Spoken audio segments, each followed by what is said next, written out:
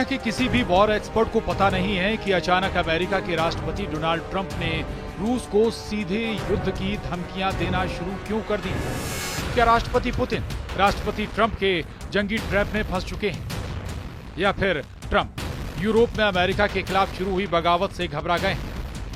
क्या अमेरिका को एहसास हो गया है कि रूस यूक्रेन के साथ साथ यूरोप और नेटो के कम से कम 6 देशों पर हमला करना चाहता है?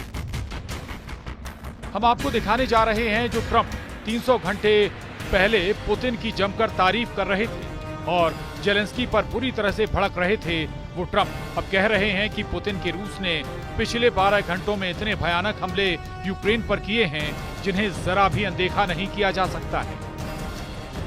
हम आपको दिखाने जा रहे हैं क्यों दुनिया के एक युद्ध विशेषज्ञ ने कहा है कि पुतिन ने ट्रंप को यूक्रेन युद्ध में पूरी तरह से फंसा दिया है और अब यूरोप का सर्वनाश तय।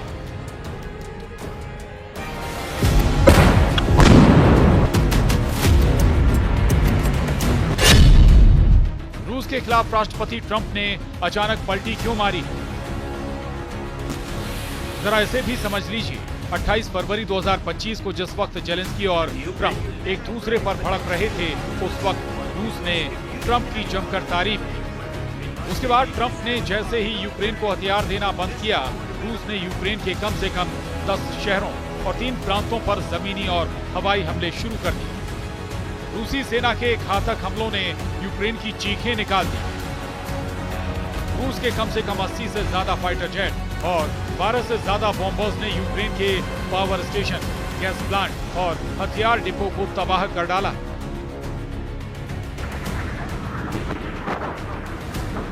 मरते यूक्रेन की हालत देखकर पूरा यूरोप यूक्रेन के साथ खड़ा हो गया।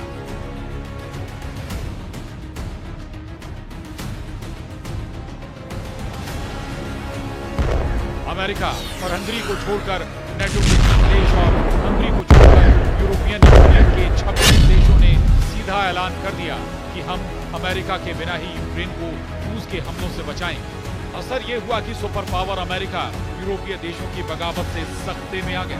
फ्रांस के राष्ट्रपति इमैनुअल मैक्रोन ने तो साफ कह दिया है कि वो अमेरिका के बिना ही पूरे यूरोप में फ्रांस के परमाणु हथियार तैनात कर दें। फ्रांस के इस ऐलान से अमेरिका बैकफुट पर आ गया है।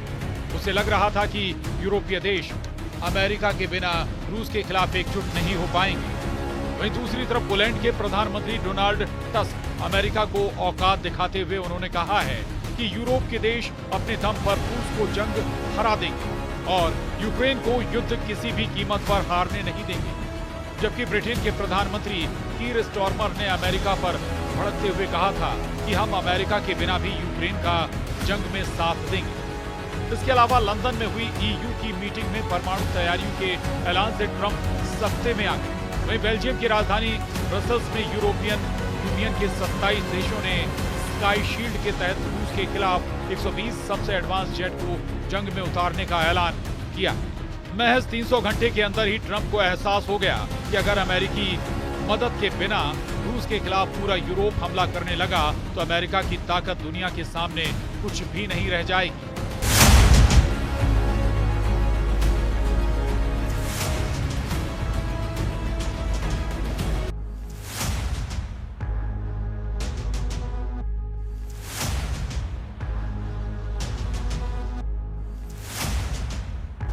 इसीलिए अब ट्रंप गिरगिट की तरह रंग बदलते हुए पुतिन को धमकी दे रहे हैं कि अगर रूस ने जल्द ही यूक्रेन के साथ युद्ध विराम नहीं किया तो फिर अमेरिका रूस पर जबरदस्त पलटवार करेगा।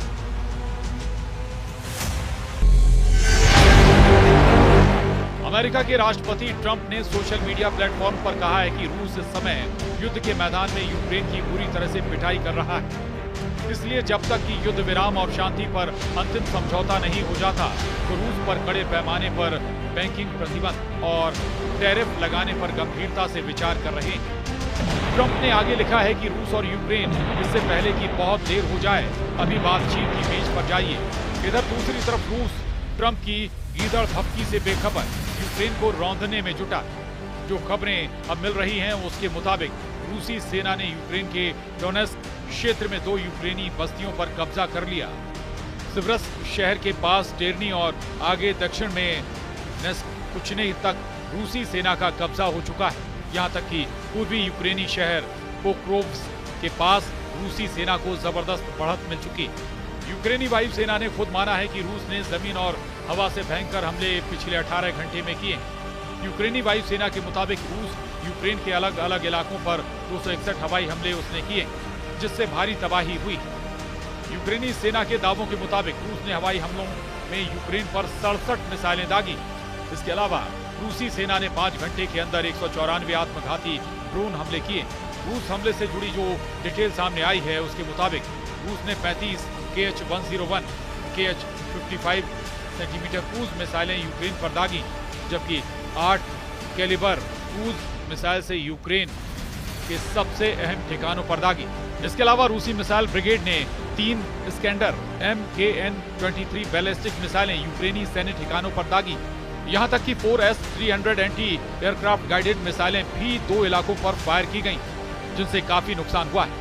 वहीं रूस ने भीषण हवाई हमले करते हुए 8 KH-59 और 69 गाइडेड एयरक्राफ्ट मिसाइलों से यूक्रेन में भारी तबाही मचाई, जबकि 194 शायद आत्मघाती ड्रोन से यूक्रेन को भारी नुकसान पहुंचाया। हालांकि यूक्रेनी सेना ये भी दावा कर रही है कि उसने अमेरिकी F-16 और फ्रांस के मिराज 2000 फाइटर जेट से रूस के 134 हवाई हमलों को नाकाम कर दिया। पुतिन के बेहद करीबी और रूस के पूर्व राष्ट्रपति दिमित्री मेदवेदेव का दावा है कि भले ही ट्रंप और पुतिन के बीच युद्ध विराम को लेकर लंबी बातचीत हुई हो, लेकिन इससे रूस के मिशन और मकसद पर कोई असर नहीं पड़ेगा।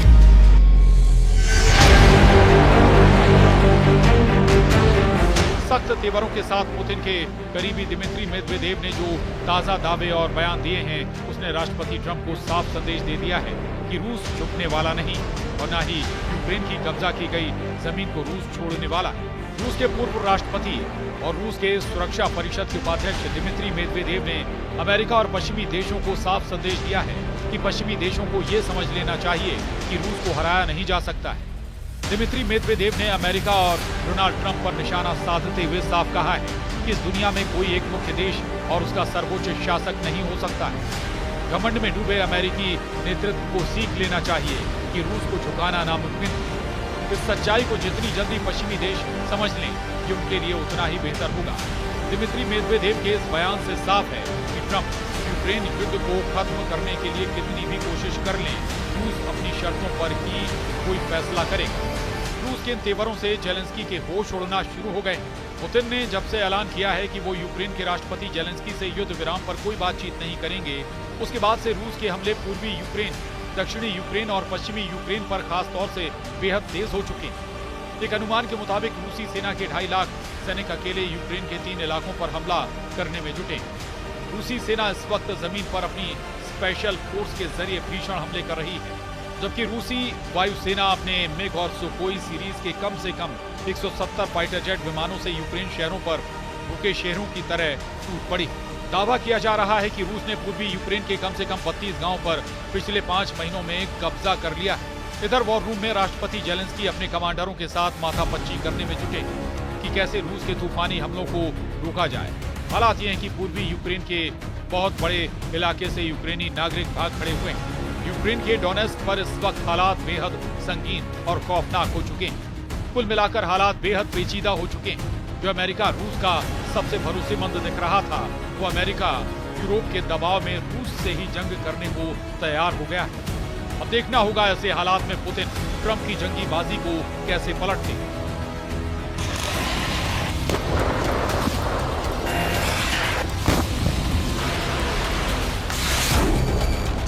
Bureau report, news 18।